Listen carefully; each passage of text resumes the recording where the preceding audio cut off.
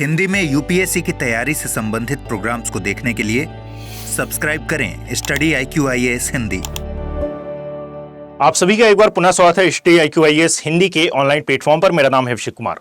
वर्तमान में जलवायु परिवर्तन और वैश्विक तापमान बहुत ही ज्यादा बड़े मुद्दे हैं और इन पर बहुत ही ज्यादा शीघ्रता से विचार किया जाना अनिवार्य है। इसका मेन कारण है कि आप पढ़ते हैं बार बार ये न्यूज में कि जलवायु परिवर्तन और वैश्विक तापमान के क्या क्या नेगेटिव इंपैक्ट हो रहे हैं, और इसी प्रकार के एक नकारात्मक प्रभाव के बारे में आज हम डिस्कस करने के लिए यहां पर उपलब्ध हैं। एक ऑफिशियल न्यूज है जिसमें बताया गया है कि भाई विश्व का पहला ऐसा ग्लेशियर डिक्लेयर किया गया है जो कि जलवायु परिवर्तन और खासकर मानव जनित जलवायु परिवर्तन के कारण गायब हो गया है, अर्थात इसको पूर्णतः मृत घोषित कर दिया गया है।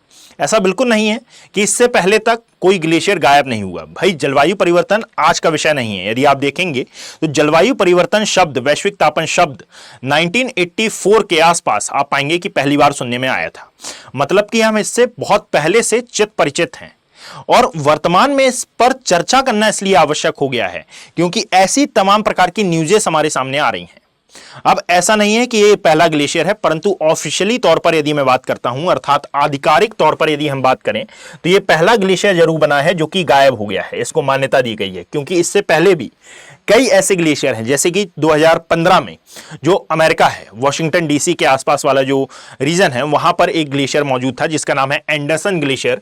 इसको भी मृत घोषित किया गया था, परंतु ग्लोबली आधार पर इसको मान्यता नहीं दी गई थी।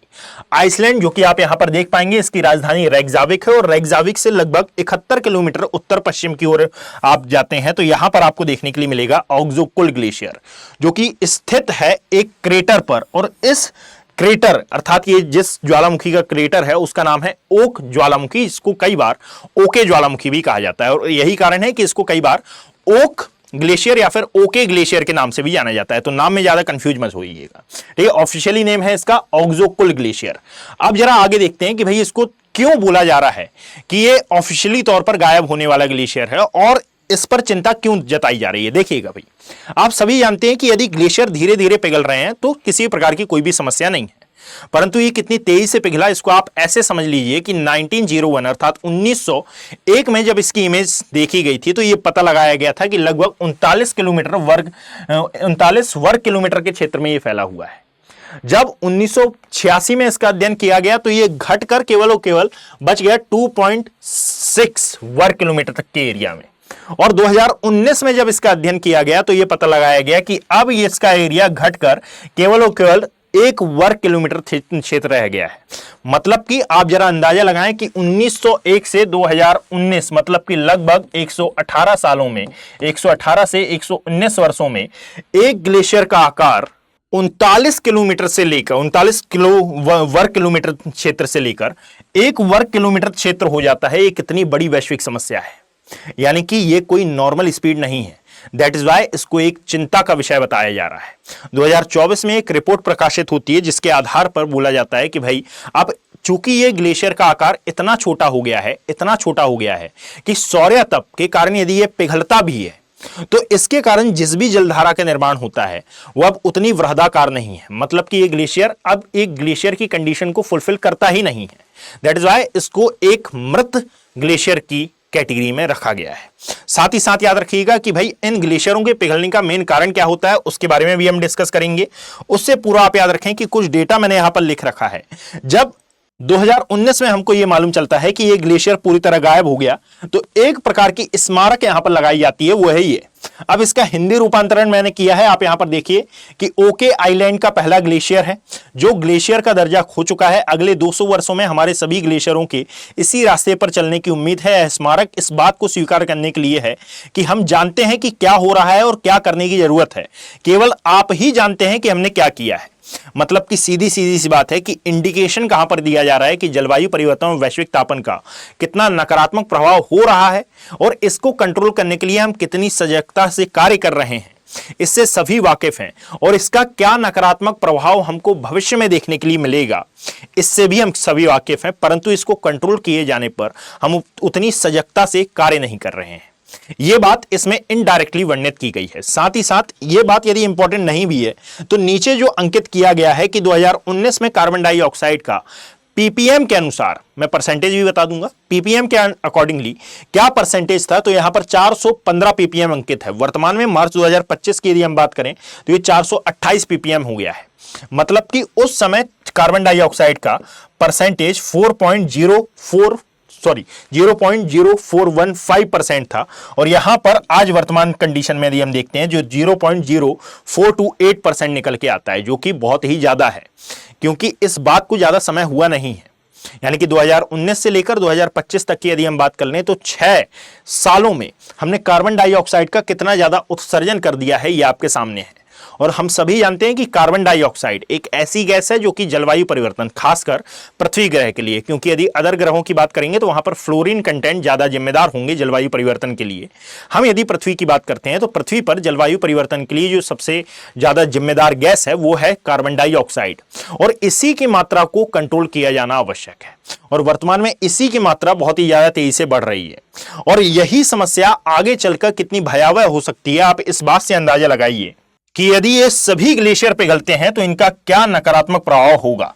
भाई, ग्लेशियर पिघलने को इतना सीरियसली क्यों लिया जा रहा है? क्योंकि डोनाल्ड ट्रंप का अभी से कुछ समय पहले यह बयान था कि जलवायु परिवर्तन, वैश्विक तापन एक प्रकार की प्राकृतिक घटना है, तो इसको लेकर इतना चिंता करने की आवश्यकता क्या?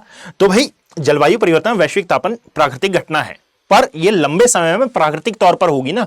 मानव इसको ट्रिगर क्यों कर रहा है? मानव इसको ट्रिगर कर रहा है, इसीलिए हमको इस पर डिस्कशन करने की आवश्यकता पड़ती है। आप जरा समझिएगा कि भाई ये जो ग्लेशियर गायब होते हैं उसका क्या क्या नकारात्मक प्रभाव आपको देखने के लिए मिल सकता है कि वर्ल्ड में जितने भी सदा नीरा नदियां हैं, अर्थात वे नदियां जिनका उद्गम किसी ना किसी ग्लेशियर से होता है, वे सभी नदियां गायब हो सकती हैं। सदा नीरा नदियों पर इसका नकारात्मक प्रभाव पड़ेगा।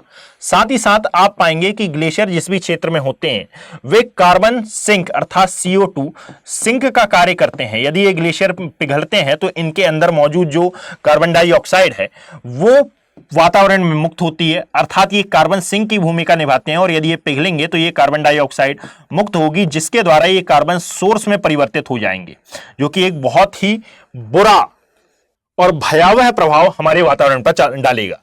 ऐसा केवल और केवल ग्लेशियरों के साथ नहीं है, आप पाएंगे कि एक वृक्ष भी कार्बन सिंक की भूमिका निभाता है, और साथ ही साथ यदि मान लीजिए इसकी मृत्यु होती है और इसका जैविक अपघटन यदि खुले वातावरण में होता है तो यह भी एक प्रकार के कार्बन सोर्स में परिवर्तित हो जाता है। तो इसीलिए कहा जाता है कि वृक्षों को काटने के पश्चात उनका उचित निपटान करना, अर्थात इनको भूमि में गाड़ना, एक बहुत ही अच्छा उपाय माना जाता है कार्बन डाइऑक्साइड के जो बढ़ते स्तर है इसको कंट्रोल करने का। तो भाई, यदि ग्लेशियर पिघलेंगे तो ये कार्बन सिंक की भूमिका निभाते हैं, ये कार्बन सोर्स में परिवर्तित हो जाएंगे। वर्तमान में आपने इंडोनेशिया के बारे में सुना ही होगा, मलेशिया के बारे में, म्यांमार के बारे में आपने सुना होगा। चलो, म्यांमार की बात यदि हम हटा भी देते हैं तो इंडोनेशिया के बारे में आप बार बार सुनते होंगे कि 15 अगस्त 2024 तक इन्होंने अपनी राजधानी जकार्ता, जो कि जावा द्वीप पर आती है, इसको ईस्ट कैलिमटन में शिफ्ट करने की बात कही थी। क्यों?